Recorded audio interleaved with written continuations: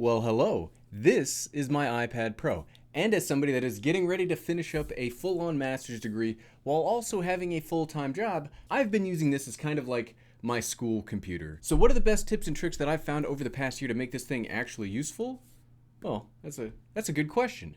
First off, you have to get iCloud. Now this may sound strange as an iPad tip because it's about Apple's cloud service, but it's really the only way to make this function with the Files app. So if you're not as familiar with how iCloud works, one of the cool things about it and what makes it so good with the iPad is that it shares your desktop between computers. So I use a MacBook Pro as my daily computer here at the house.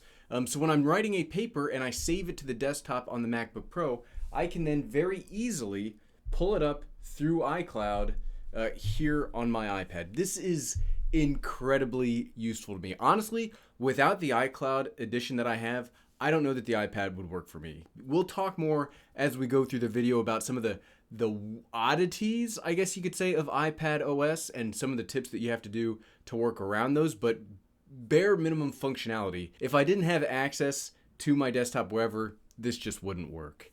I guess if we had to look at another tip, the next one would be being able to copy and paste between any of my Apple devices. So something else I'm doing right now besides getting my master's degree is I've also started training for my very first marathon. One of the things that drives me nuts about iPadOS, there are a lot of things that drive me nuts about iPadOS. It's like the hybrid operating system that doesn't make anybody happy, but one of the things that drives me nuts is you can't really use the fitness app on here. So in my training runs, I have my watch, I have my phone, but the way I track them is then I will pull up numbers. I have it all in my numbers app, and then you can copy and paste. So I can copy and paste the run from the phone to the iPad. So even though I can't bring up the fitness app, I can still at least track it the way that I want to track it. Are there more efficient runners? Don't look, I get it, there are other more efficient ways to do this. This is just the way that I like to do it because I'm a project manager. Excel sheets and PowerPoints are kind of like my reason, they're my ecchi guy, right? that's Gary's having some realizations about his life right now. But to enable this, to make this the actual tip, is you have to have the same account logged in to your watch, your phone, your computer, whatever, and then you need to make sure that you've got handoff enabled. And then it's just as easy as copying on one device, pasting on the other. It's another one of those things like the iCloud desktop that if I couldn't do this, the iPad wouldn't, like, it just would not work for me. And then the next tip would probably have to be something on the lines of, okay, this is a tip, but this is more of like a purchasing tip as opposed to an operations tip. You have to, like 5G, man. Like 5G iPad is it's so useful. Instant backup to the cloud, instant pairing between apps, everything just...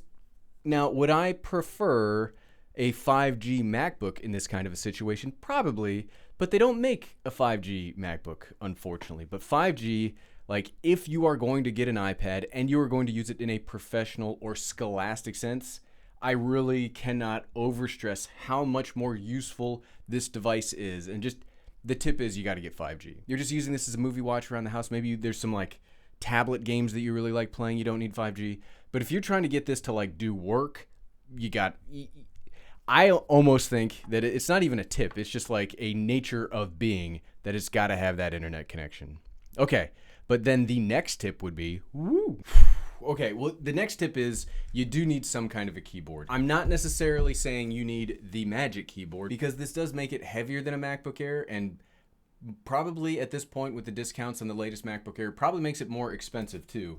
It doesn't necessarily mean you have to get the Apple branded keyboard, but you do need some kind of a keyboard and some kind of a stand to get the most out of this. And this may sound like Gary, this isn't even a tip, this is just reality, right? But I do see a lot of people using iPads. I'm trying to type on the screen as I'm going through my educational path. I do think it bears mentioning that you need a keyboard, and you can find really cheap ones online. You just any kind of a Bluetooth keyboard. You've seen, if you check out some of my cheapest accessory videos, and I'll leave them linked wherever. It's been a long time since I made a YouTube video, so somewhere there will be a link for a cheapest accessory video. The next tip is kind of like an untip. What, Gary? Okay, next scene. And that is, don't get all the productivity software. Like, I see so many YouTube videos about people going to school or people trying to organize their lives, and they have like 1,000 different apps that they set up databases and blah, blah, blah, and this and that and this and that. that's fine. Like if that's your thing and you like playing with productivity, if Notion or Obsidian, if that's your way to do it, excellent. Don't let me stop you from doing that. But if you are somebody actually trying to accomplish things and not just play around with productivity software, just use the stuff included on the iPad.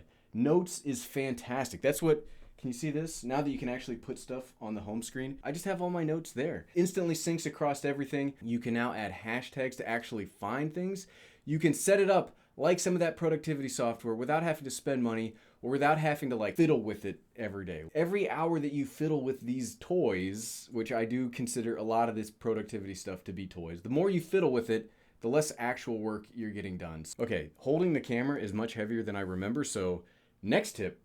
Okay, and and then the last tip. I have a bunch of tips on here, but I feel like the video is getting a little overly long for this. But the last one is I'm going to try to teach you how to fish. So the next tip is go to Apple's support page for the iPad. There's a whole instruction manual on all the cool gestures, all the cool features, all the neat things that you can do with the iPad to learn these tips and tricks for yourself. So in the future, you don't have to, but you should come back to the Everyday Dad to learn the next set of tips and tricks. But this is your way for learning how to fish, so I don't have to give you fish all the time or whatever however the saying goes. When you are not used to making YouTube videos, it feels loosey-goosey when you get back into it. I don't know, I'm feeling kind of good. But guess what? Bonus tip. Okay, this tip is specifically for students. Do not use Apple Intelligence for your writing. Now, I use a tool called Grammarly. I will write out a paper, and then I will let Grammarly make some suggestions for me on how to maybe correct some grammar issues, or like maybe, reword some things to have more of an active voice as opposed to a passive voice. What I've found so far with Apple Intelligence's like writing stuff is it totally reworks your thing to make it look like and sound like an AI has written it. I haven't submitted a paper like this to see if it would be caught by like the teacher's AI system, but just as somebody that has now, I'm a year into my master's, I've got like a 3.9 GPA, humble brag. Don't let the AI write your paper for you because it will get caught.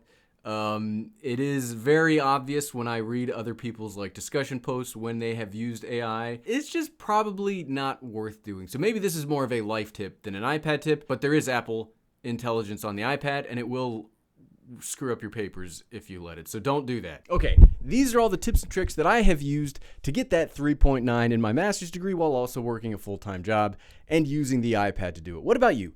Let us all know in the comments if you've got a tip or a trick that I didn't talk about today. And I guess I'll keep making these. Thanks for watching.